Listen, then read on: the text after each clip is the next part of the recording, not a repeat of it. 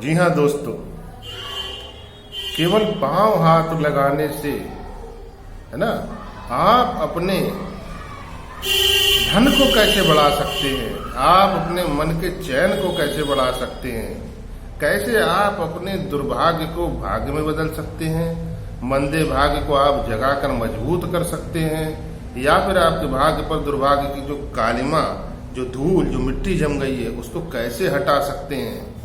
यदि आपकी कुंडली में काल सर्प दोष है ना, या सूर्य को ग्रहण भी लगा हुआ है, या चंद्रमा ग्रहण ग्रसित है, किसी भी कंडीशन में बैठा चंद्रमा, किसी भी कंडीशन में बैठा सूर्य है ना, और बृहस्पति, इन्हें सबको कैसे मजबूत कर सकते हैं। ये सब मजबूत तो आपका धन का कोष खुद ही मजबूत हो जाएगा, है ना। आप निश्चित ही धन संबंधी समस्याओं का निराकरण कर लेंगे, है ना। धन का एक ऐसा वृक्ष आप तैयार कर लेंगे जिस पर कि आपको ऐसे फल मिलेंगे जीवन पर्यंत कि आप गदगद हो जाएंगे दोस्तों।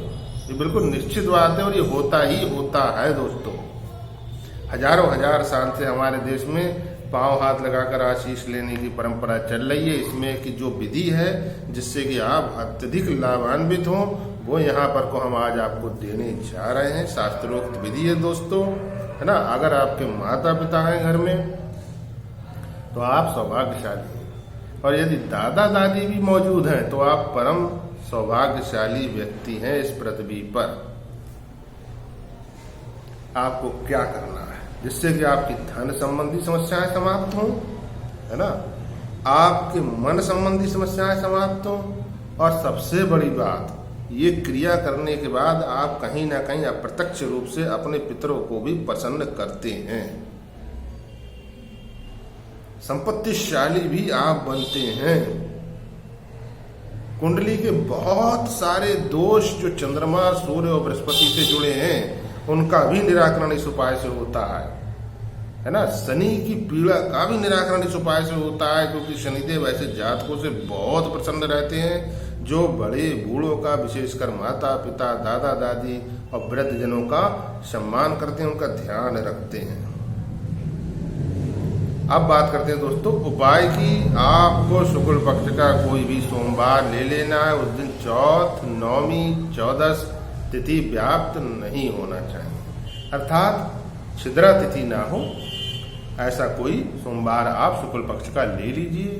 थोड़ा सा कच्चा दूध आपको लेना है, और कच्चे दूध में कुछ थोड़ा सा गंगा जल की बूंदें डालकर, कोई बर्तन आदि रखकर, अपने माता पिता, दादा दादी जो भी आप के सम्मुख हों, साथ में रहते हों, है ना, उनके पांव धोना है प्रातः काल। बस इतना काम आपको करना है। कच्चे दूध में कुछ बूंदें गंगा जल की डालकर, और बाकी आप थोड़ा बहुत जल भी डाल सकते हैं, कच्चा दूध थोड़ा सा डाल सकते हैं ना, जो तैयार होगा ऐसे, उस मिश्रण से आप उनके पांव धोइए। जैसे जैसे आप उनके पांव धोते जाओगे, आप अपने भाग्य पर जो दुर्भाग्य की धूल जमी हुई है ना, वो आप खुद ही दूर करते जाओ। इससे अच्छा क्या हो सकता है दोस्तों। चंद्र, सूर्य, बृहस्पति तीनों एकदम संतुलित होकर, अनुकूल होकर आपको फल देने को मजबूर हो जाएंगे दोस्तों। अच्छा, दूसरी बात दोस्तों, कोई यदि आपके पांव छुए दोस्तों, कितना आपका सीना गदगद हो जाता है कि मुझे कितना मान दिया। किसी को मान कोई देता तभी तो उसके पांव छूता है। गुरुजनों के पांव छूते हैं शिष्य, गुरु कितना प्रसन्न हो जाता है। ऐसे ही दोस्तों, आप जब उनके पांव हाथ लगाकर आशीष लेंगे, उनके पांव को धोएंगे, उनकी आत्मा अंदर से तृप्त हो जाएगी। एक तो दोस्तों आप एक ऐसा पुण्य कर्म अर्जित कर रहे हैं कि इहलोक के साथ परलोक में भी आप अपने लिए बहुत ही सुंदर स्थान निश्चित कर रहे हैं। साथ ही यहाँ पर को भी आपको जीवन में किसी चीज की कभी कोई कमी नहीं होगी, क्योंकि संसार में माता पिता के आशीर्वाद, दादा दादी के आशीर्वाद से बढ़कर कुछ भी नहीं होता दोस्तों। यही तो धरती के भगवान हैं। और ज्योतिष शास्त्र में भी इनको, माता पिता को सूर्य चंद्र, दादा दादी ये भी चंद्रमा और बृहस्पति के अधीन ही रखा गया है। और ये बिल्कुल सत्य बात है दोस्तों।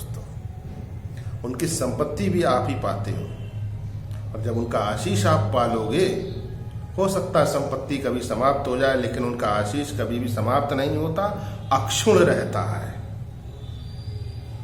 इस क्रिया को प्रारंभ कीजिए। 108 दिन लगातार यदि कर लेते हैं तो बहुत उत्तम है, नहीं तो जीवन में कम से कम एक बार 48 दिन अवश्य करना चाहिए। स्त्री पुरुष कोई भी कर सकता है।